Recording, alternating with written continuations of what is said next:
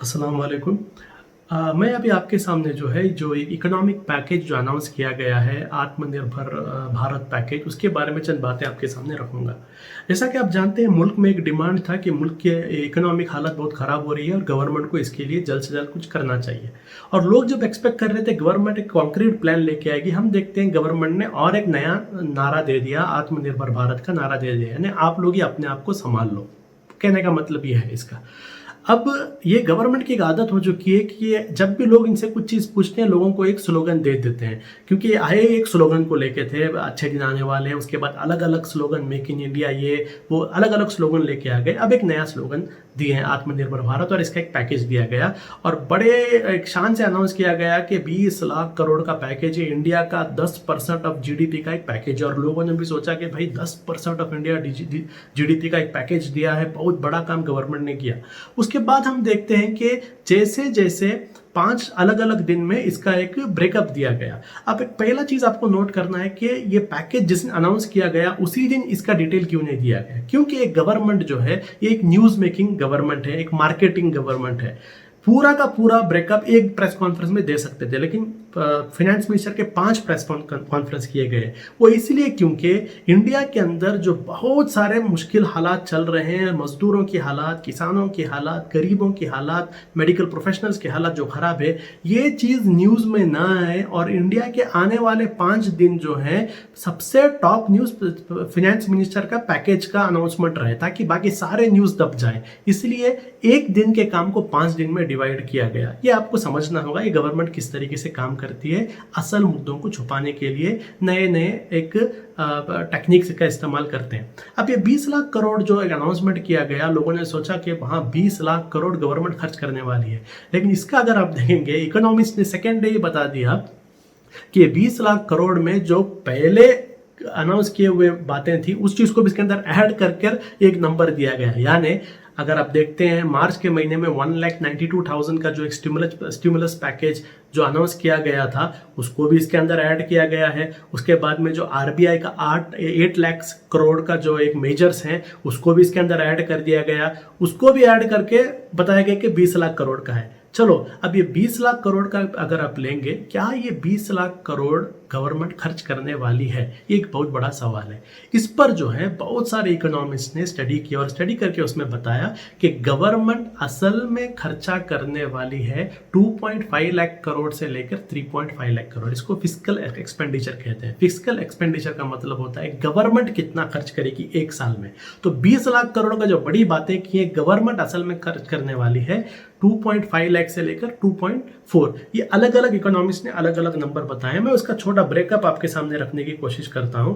For example अगर आप देखेंगे पहला जो अनाउंसमेंट किया गया था स्टिमुलस पैकेज का 1,92 करोड़ का, उसमें गवर्नमेंट मैक्सिमम खर्चा करेगी 95,800 करोड़। उसके बाद में आरबीआई के जो मेजर्स आए थे 8 लाख करोड़ के, उसमें गवर्नमेंट की तरफ से कोई भी एक्सपेंडिचर नहीं होने वाला है, पूरा वो गवर्नमेंट फिजिकल एक्सपेंडिचर जीरो होगा। उसके बाद में पहला प्रेस कॉन्फ्रेंस में जो बताया गया कि 5,94,000 करोड़ का जो एक पैकेज है उसमें गवर्नमेंट का फिजिकल एक्सपेंडिचर होगा 16,500 से लेकर 55,000 करोड़ लेकर, यानी जितना उन्होंने बताया उतना नहीं। उसके बाद में सेकेंड प्रेस कॉन्फ्रेंस में आप देखते हैं कि 3,10,000 करोड़ का जो अनाउंसमेंट किया गया उसमें गवर्नमेंट असल खर्चा गवर्नमेंट को जो होगा वो 5,000 करोड़ से लेकर 15,750 करोड़ फिजिकल एक्सपेंडिचर में होगा। तीसरे में जो बताया गया कि 1,50,000 करोड़ बताया गया है उसमें सिर्फ 30,000 करोड़ का एक्सपेंस मैक्सिमम होगा। यानी टोटल फिजिकल एक्सपेंडिचर अगर आप देखेंगे 20 लाख करोड़ नहीं है, टोटल मिलाएंगे तो मैक्सिमम 2,43,000 करोड़ तक आ जाता है। चंद दूसरे एक्सपर्ट्स कह रहे हैं कि वो मैक्सिमम 3.4 लाख करोड़ तक होगा। यानी जो 10% ऑफ द जीडीपी की बात कर रहे थे 10% नहीं है, मैक्सिमम 1.3% तक आ सकता है, यानी 0.7% से लेकर 1.3% तक आ सकता है। लोगों का डिमांड था, इकोनॉमिक्स का डिमांड था कि गवर्नमेंट को कम से कम जो है 3% का एक्सपेंडिचर करना होगा, जीडीपी का 3% एक्सपेंडिचर इनको करना होगा इकोनॉमी को संभालने के लिए, हालात को सुधारने के लिए।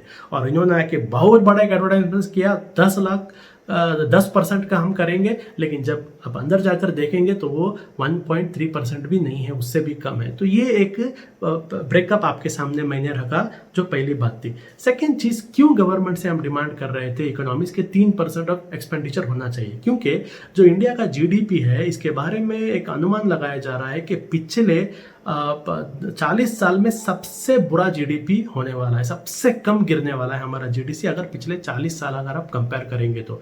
और अगर गवर्नमेंट को इकोनॉमी को सुधारना है तो गवर्नमेंट को जो है 3% तक एक्सपेंडिचर करना होगा। वो इसलिए क्योंकि मैं थोड़ा जीडीपी समझाता हूँ, कॉमन मामले में, ग्रोथ के मामले में आपको समझा देता हूँ कि देखिए जीडीपी में 4 अहम हिस्से होते हैं। नंबर 1 जो होता है एक इंडिविजुअल, एक अफराद, वो कितना खर्चा करता है, उसका एक्सपेंडिचर। सेकंड, बड़े बड़े बिजनेस, बड़े और छोटे सारे बिजनेसेस कितना एक्सपेंडिचर करते हैं। नंबर 3 जो है गवर्नमेंट कितना एक्सपेंडिचर करता है। और नंबर 4 जो है वो इंपोर्ट एक्सपोर्ट। ये सबको मिलाएंगे तो होता है हमारा कंट्री का जीडीपी। अब इकोनॉमिक हालत इतने खराब है कि लोगों के पास पैसा नहीं है इंडिविजुअल के पास खर्चा करने के लिए। बड़े बड़े जो बिजनेसेस हैं वो लोग इन्वेस्टमेंट करने के लिए डर रहे हैं, तो वो भी एक्सपेंडिचर उनका तरफ से भी कम होगा।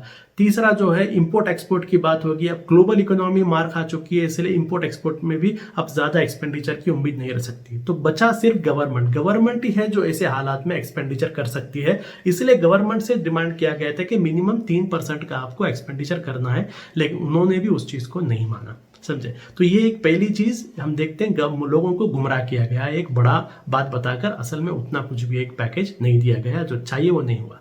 सेकेंड चीज, ये पैकेज में जो है लोगों को डायरेक्ट पहुंचने वाली चीज जो है मैक्सिमम टू मैक्सिमम 70,000 करोड़ होगी, जो डायरेक्ट लोगों को इमीडिएटली मिलेगी। लोग डिमांड कर रहे थे कि हर एक लोगों को, जो माइग्रेंट्स हैं उन लोगों को कम से कम 6,000 से 7,000 उनके अकाउंट्स में डाला जाए, लेकिन वो नहीं होने वाला है, क्योंकि गवर्नमेंट के पास ऐसा सिस्टम ही नहीं है आइडेंटिफाई करके लोगों को पहुंचाए।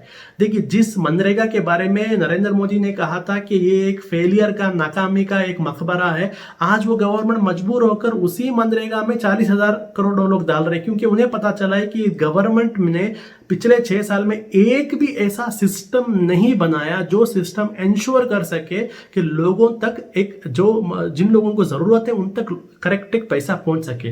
वैसा एक सिस्टम हमारे मुल्क में अगर है तो मनरेगा है, वो भी इससे पहले की गवर्नमेंट ने बनाई थी। यानी पिछले 6 साल में इस गवर्नमेंट ने कुछ भी सिस्टम नहीं बताया, सिर्फ बड़े बड़े बातें और बड़े बड़े स्लोगन किए हैं। इनके पास कोई सिस्टम नहीं है लोगों तक डायरेक्ट पैसा पहुंचाने के लिए। तो ये एक दूसरी बात। तीसरी बात जो हम देखते हैं, इस इकोनॉमिक क्राइसिस को इस्तेमाल करके और ये लॉकडाउन को इस्तेमाल करके जो चीजें पार्लियामेंट के अंदर डिस्कस होकर फैसले लेने चाहिए थे, उस डिस्कशन को गवर्नमेंट ब्लॉक कर रही है। जैसे एफडीआई, फॉरेन डायरेक्ट इन्वेस्टमेंट जो होता है, यानी बाहर की जो कंपनीज हैं वो इंडिया के सेक्टर्स में कितना इन्वेस्ट कर सकती है, एक इसमें उसका फैसला, उसको एफडीआई कहते हैं।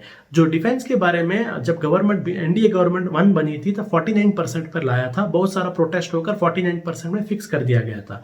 अब इस लॉकडाउन को इस्तेमाल करके, पार्लियामेंट जो बंद है उसको इस्तेमाल करके, बिना डिस्कशन किए, बिना पार्लियामेंट में डिस्कशन किए, गवर्नमेंट ने डायरेक्ट 49% से 74% किया, यानी जो डेमोक्रेटिक प्रोसेस है उसको भी कट कर दिया है इस एक लॉकडाउन को इस्तेमाल कर कर। किसी से भी कहां पर भी डिस्कशन, चर्चा नहीं हुआ, कोई प्रोटेस्ट नहीं कर सकता, सब लोग लॉकडाउन में हैं, तो इसलिए डायरेक्ट 49% को 74% किया गया, ताकि इंटरनेशनल कंपनीज को फुल एक्सेस दिया जाए, आके इंडियन कंपनीज में वो लोग लूट करें, इंडियन कंपनीज में आकर वो लोग एक बहुत बड़ा हिस्सा कैप्चर कर सकें।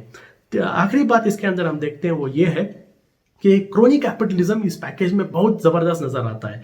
क्रोनी कैपिटलिज्म का मतलब यह होता है कि गवर्नमेंट चंद कैपिटलिस्ट, चंद बड़े बड़े बिजनेस घर जो होते हैं, जो कॉर्पोरेट हाउसेज होते हैं, उनको गवर्नमेंट फेवर करती है और गवर्नमेंट ऐसे पॉलिसीज बनाती है जो डायरेक्टली उनको फायदा दिलाती है। अब आप जानते होंगे कि एयरपोर्ट्स को प्राइवेटाइज किया जा रहा है।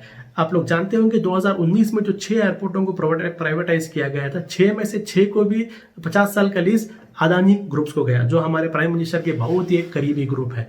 और अभी गवर्नमेंट ने अनाउंस किया है कि 6 एयरपोर्ट्स को प्राइवेटाइज किया जाएगा और उसके साथ जो है और 6 यानी 12 एयरपोर्ट्स को प्राइवेटाइज किया जाएगा।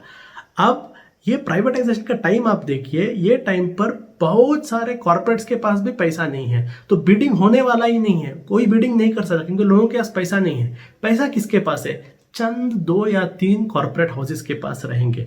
ऐसे कॉर्पोरेट हाउसेस जो हमारे प्राइम मिनिस्टर और इस गवर्नमेंट के बहुत करीबी हैं, उन जिन्होंने इनके इलेक्शन में इनको फंडिंग किया, जो इनको रेगुलर फंडिंग करते हैं, जिनके एरोप्लेन में लोग इलेक्शन कैंपेनिंग चलाया करते थे, वैसे लोगों के पास ही फंडिंग है। तो नेचुरली है ऐसे खराब इकोनॉमिक सिचुएशन में ये लोग ही बिडिंग कर सकते हैं। यानी इनडायरेक्ट क्या है, इनको फायदा पहुंचने के लिए ऐसे एक टाइम पर ये बिडिंग का अनाउंसमेंट किया गया, ताकि डायरेक्ट ये चंद कॉर्पोरेट हाउसेज, अदानी, अंबानी और छोटे जो कम कंपनी जिनके पास बहुत पैसा है, वो लोग पूरा इसको इस्तेमाल कर सकें। तो ये था, हम देखते हैं किस तरीके से इकोनॉमिक पैकेज नंबर 1 लोगों को कुछ फायदा नहीं है, नंबर 2 जो बड़ी बड़ी बातें की गई हैं उतना पैकेज नहीं है, नंबर 3 जो पार्लियामेंट में डिस्कस होने की बातें थी उस बातों को भी नज़रअंदाज करके डायरेक्ट फैसले लिए गए, और चौथा जो है अपने कैपिटलिस्ट साथियों को, जो लोग इनको फंड करते हैं, उनको फायदा पहुंचाने के लिए ऐसे हरी भरी में ऐसे डिसीजंस लिए गए। मैं उम्मीद रखता हूं कि एक कॉम्प्लेक्स जो एक सब्जेक्ट है, मैं बहुत ही आसानी से आपको समझाने के लिए मैंने कोशिश किया। उम्मीद करता हूं आपको समझ में आया होगा।